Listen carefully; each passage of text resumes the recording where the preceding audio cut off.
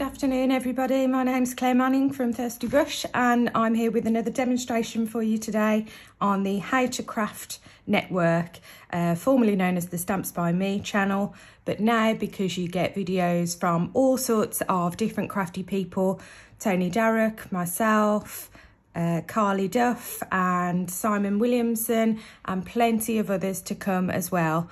So today I'm going to be doing a little bit of watercolouring because I haven't done an awful lot since the Christmas countdown, what's it called, Advent, that I did on my own channel just before Christmas. And a lot of those were kind of scenes or pictures to hang on the wall and things like that. So I thought I'd use some of the skills that we did on that. Namely, we're going to do some roses, some leaves, and maybe a couple of other little flowers or splats or something, depending on how the design goes, and actually put them together on a card. So, you know, if you're practicing your watercolours, maybe to give you an idea of what to do with some of those ones that you haven't framed.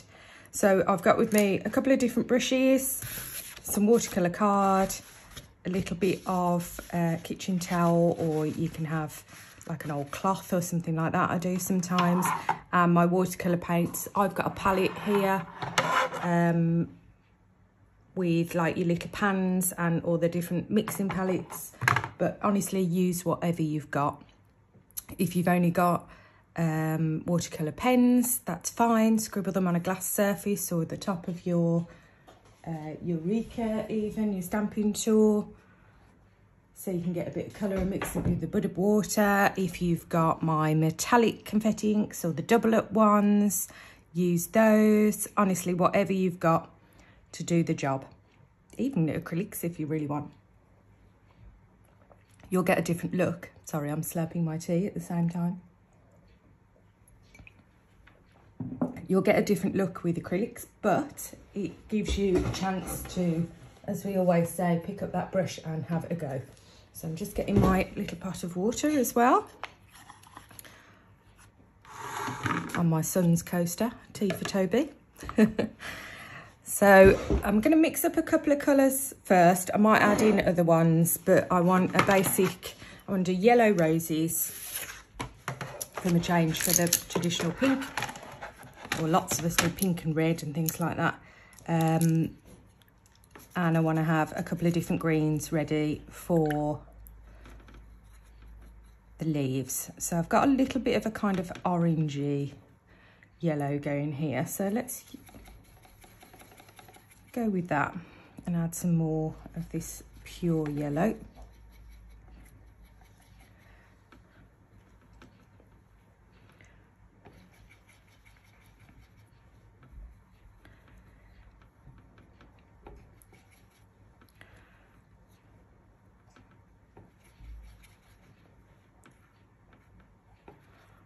Should be enough.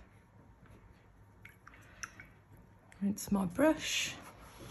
Sometimes I have two pots, so then I've got a clean one to go into, particularly if it's going to be a piece of art rather than going on a card. But when I do card versions of these kind of things, I tend to move quite quickly and I don't mind so much colours mixing into each other and things like that.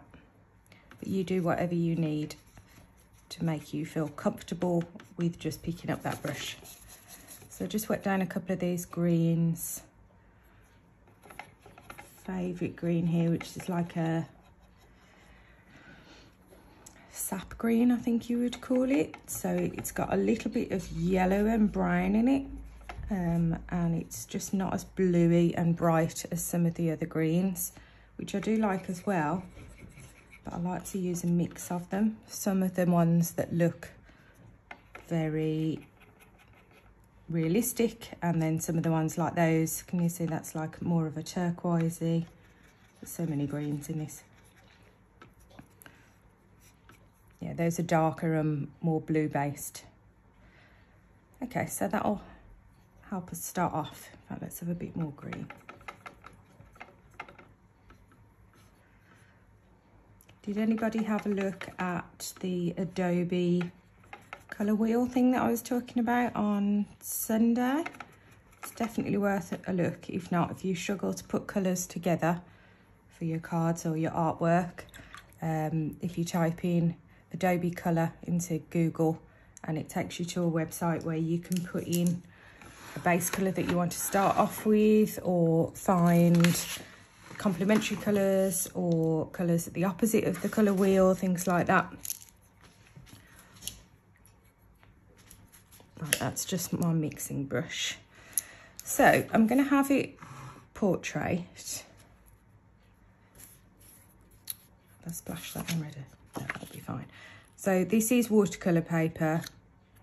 When I do freehand like this, I do tend to use watercolour paper. It's not absolutely essential, but I just find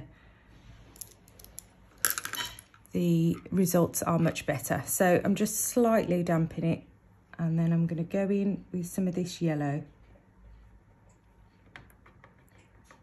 And not a huge amount of water at this point. And I want to make the centre of a flower, but I want all my flowers to kind of come off this side. So I'm going to dab on some of this yellow, leaving some gaps, but you can see it's very pure. There's not much more water. Add a little bit more water to my brush, and then I'm going to do that circular motion where you go like a C. And I'm going to do a couple of those to connect to the centre of my flower. So I've done 3 there. And I'm going to add a little bit more water to my brush. And I'm going to do some more. So I'm starting with the tip of the brush, pressing down to get a thicker area, and then lifting up.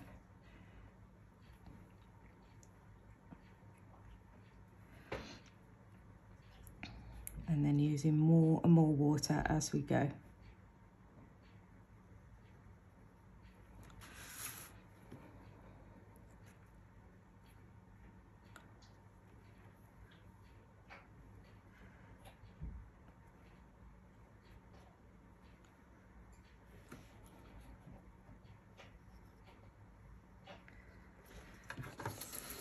Layer upon layer. If you think you've got a bit too much water on your brush, just dab it on your paper or your rag. And you see it gets a little bit lighter. I think there's too much colour here, so I'm going to use the corner of that to just mop it up a little bit.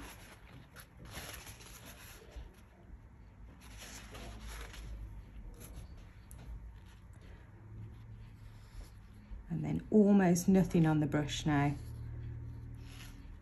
for the last layer of the rose.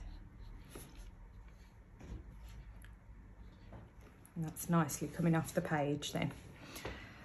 So let's do another one.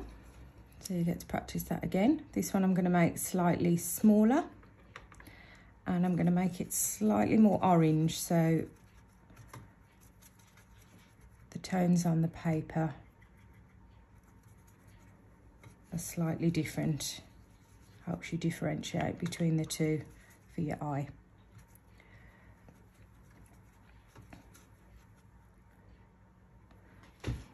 Okay, so plenty of the colour on your brush, not too much water, and let's do it here. And then just very lightly tap for your centre. A little bit more water, and then your C's. 1, 2, 3.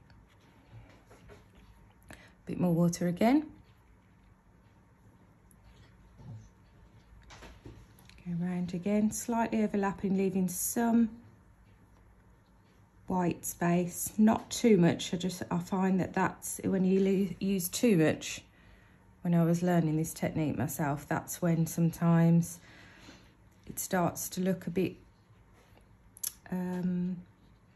too separated and not natural enough. So I'm going to leave that one about that size.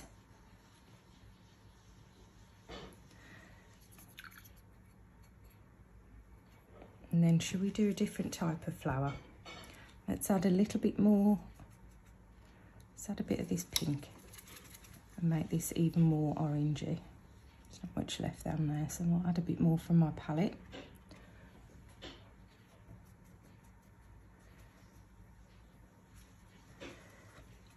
This should be like a corally, pinky orange then. And I'm going to switch, that's a size 5 brush. Let's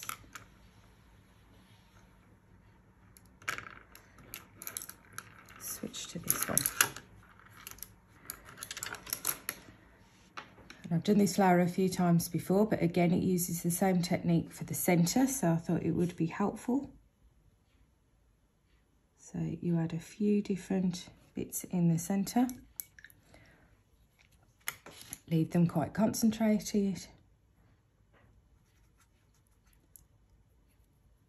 And then a bit more water on your brush. And you let it touch slightly, but this time you go out and round rather than round the flower, and join it up to make a petal.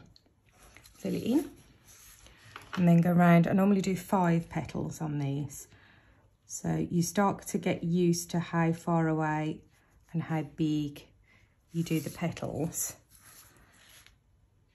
But it does take a bit of practice, so don't worry if you don't fit all the petals in or you end up with loads of gaps and you end up doing more. And what's happening is it's pulling out the colour from that centre into your flower, and you get a lovely gradient of petals with different amounts of colour in. So I haven't done a full petal there, can you see, because it meets. And if you want to add a little bit more concentrated colour in the middle while it's wet, you can absolutely do that. A little bit too much water there.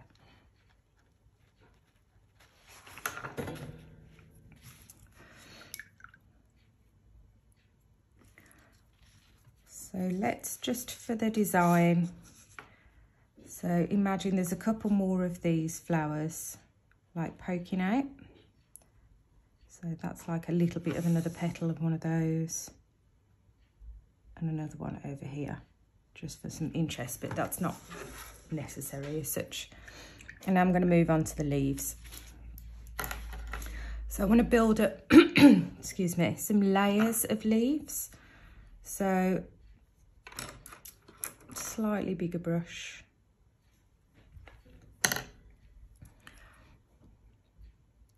And plenty of water on my brush.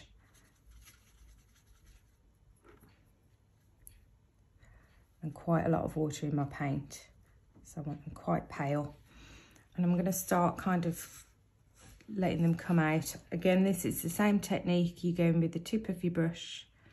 Little line I like to, but you don't have to. And then you push down and come up and curve it slightly for your leaves. You've seen me do this before, I'm sure.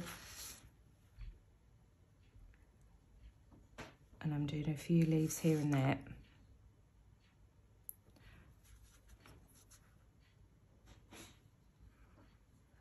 I'm having them come out. This brush isn't very pointed, but the more pointed and better your brush, the better the points will come at the end of your leaves.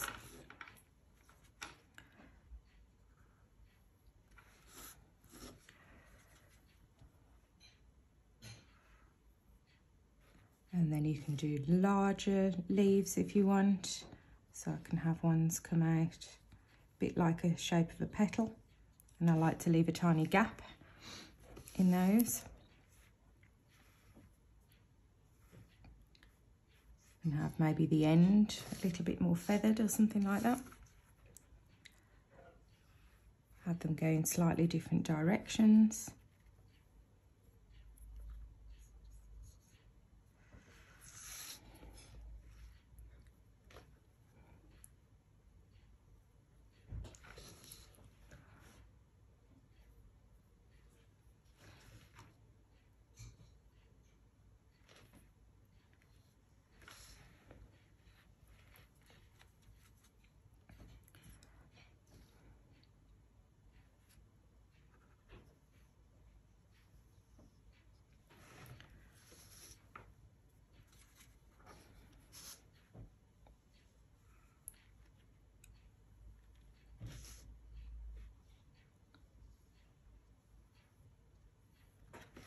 And I think that's about as far up as I want them to come. But now what I'm going to do is just let that dry off for a second, and then we're going to add an extra layer of leaves in a darker colour to make them really pop. Okay, so that's nice and dry now. I want to go in with some more of these kind of blue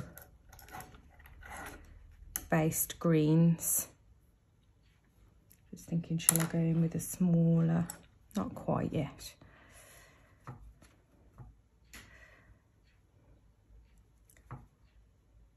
So a decent amount of water on and a decent amount of colour. Not too dark though. You can always test. Best thing to do is like test on your paper or whatever you're using, or a little bit of scrap or something like that. So I want them to kind of overlay, but still want you to be able to see the ones behind. This is going to add some really lovely depth.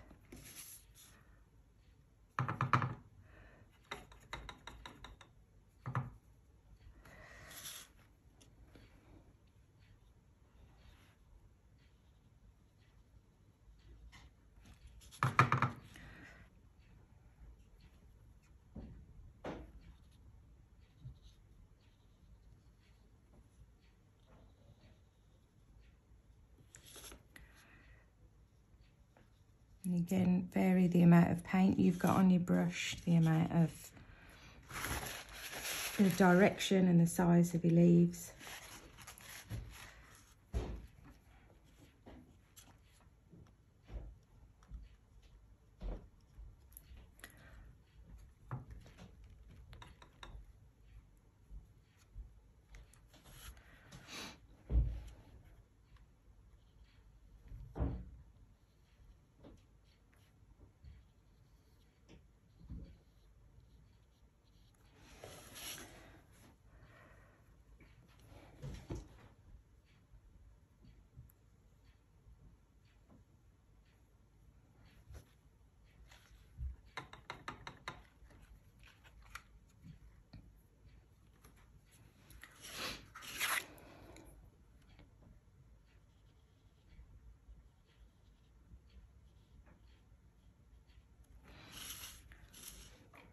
Have your different types of leaves again.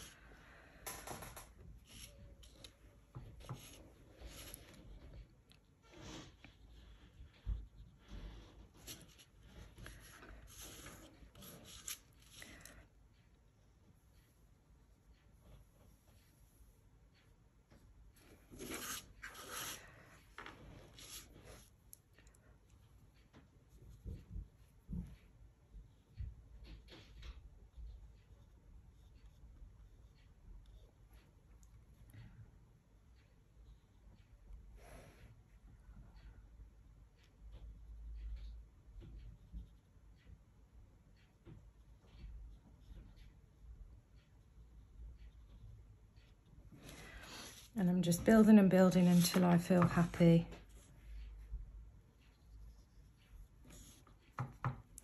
with the depth that I've got from the leaves against the colours of the flowers.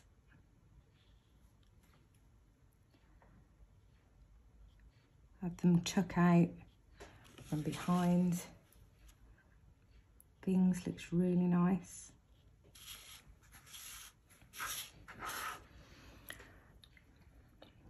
Okay, then what I want to do is just to make those flowers come back through and pop a little bit more, I'm going to add in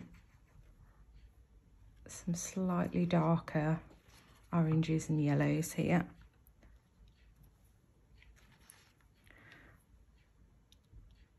Just to the centres.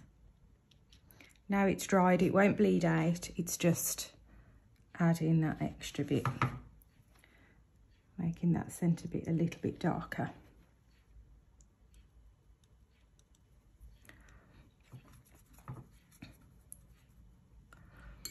And then finally with the yellows and the oranges, I'm going to mix a little bit more pink in just to give a bit of contrast. And then I have a big brush with loads of water and I'll do some splatters.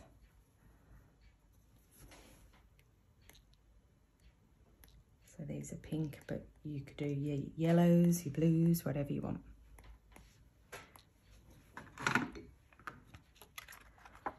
So that's the design for our card. And what's lovely about doing these ones is that every time you do it, even if you follow the same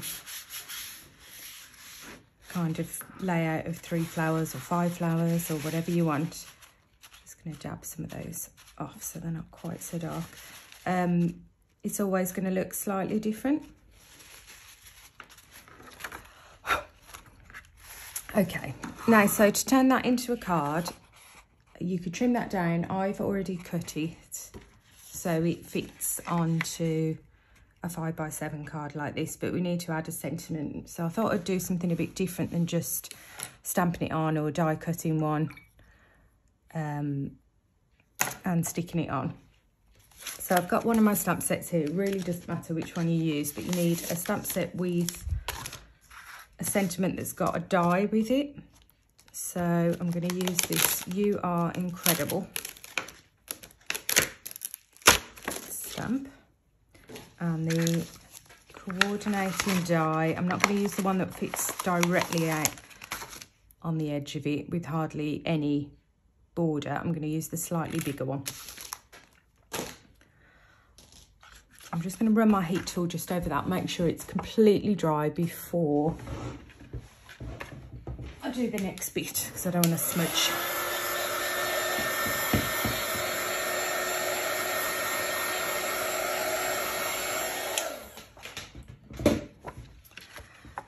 So I'm going to decide on my design where I'd want the sentiment to be and actually cut out first, because I want it to kind of inlay into the design. So it's nice to have it connecting, but I don't want to kind of slap it bang in the middle and have it covering things. So let's maybe have it here on the side. I'll hold it down with a bit of tape so it doesn't get ruined. Maybe down a bit. There's no real right or wrong here, it's just wherever you feel. If you want it right through those flowers, do it.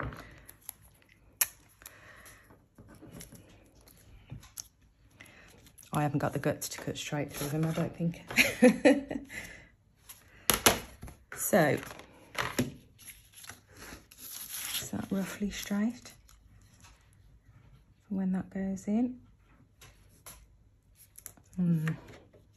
That's it. I think that's a bit better.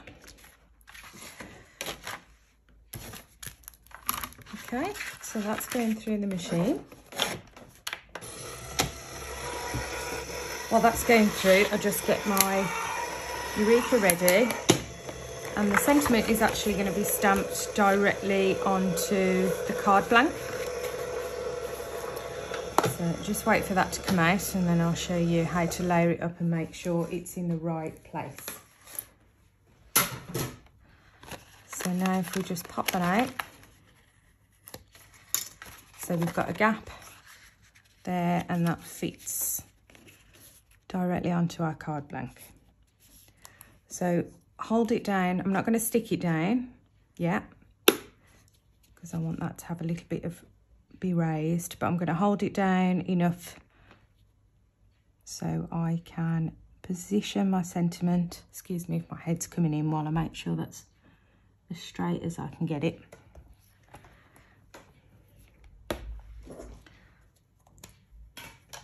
And then just because all these are really soft colours and it's on light background, I'm just going straight in with a black sentiment. So this is the You Are Incredible.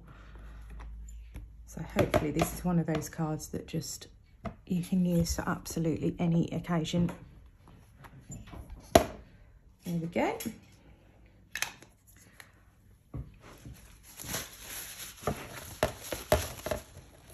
Just get rid of that, write that down. So you could just glue that down now as it is, but because we've got this lovely cutout, I want to give that a little bit of dimension. So let's just add some foam behind it, very, very simply. Use whatever you've got. I have this to hand, so I thought it would work nicely because I haven't got to put it all over. I'm going to put it round the edge and then round here.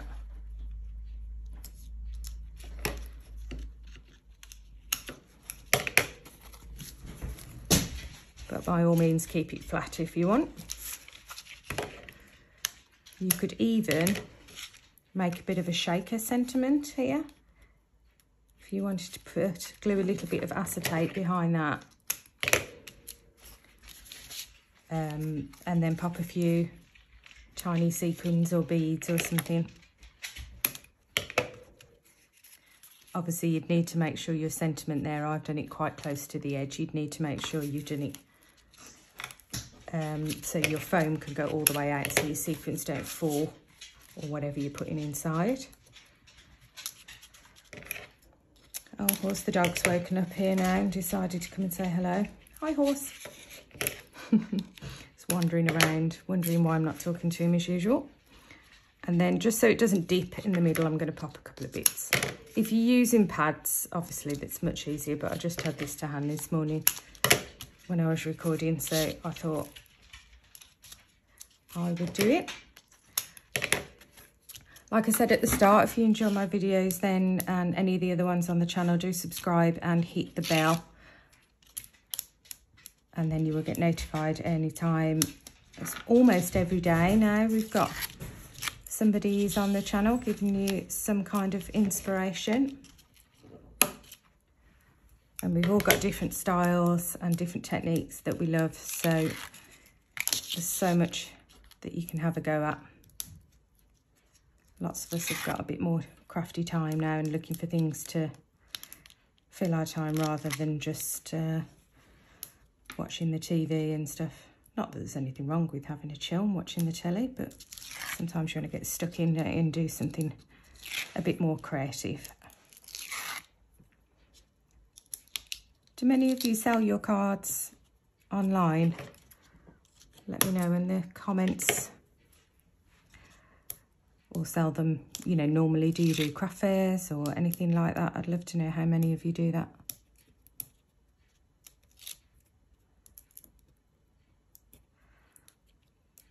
God, there's a lot of tape to get off here. Use your bigger foam pads if you can. But this tape on the roll is very good if you want to make that or anything else you cut out a shaker. So now if we do this right, that should just fit on perfectly and give us that really nice depth there and just a bit of interest. So it's not just a plain card with it stamped on. You could have a black piece of card behind there and then heat emboss, a coloured sentiment. You could do all sorts of things behind there. If you wanted to do, if you've got die sentiments where you've got the outline as well. So you could, instead of stamping through, you could do the main outline die like we've done here and then the actual sentiment and then pop that up in a different colour. So just have a play around with using your sentiments in different ways. And of course, like me and Tony always say, get that brush out and have a go at the old watercolouring. It's not the most perfect one I've ever done, but I'm quite happy with, you know, if I sent that to somebody as a card, I hope they would like it. Anyway, I am back on, what day am I back? Sunday at 1 PM. So I hope you're all well and keeping safe and warm, and I will see you next time. Take care.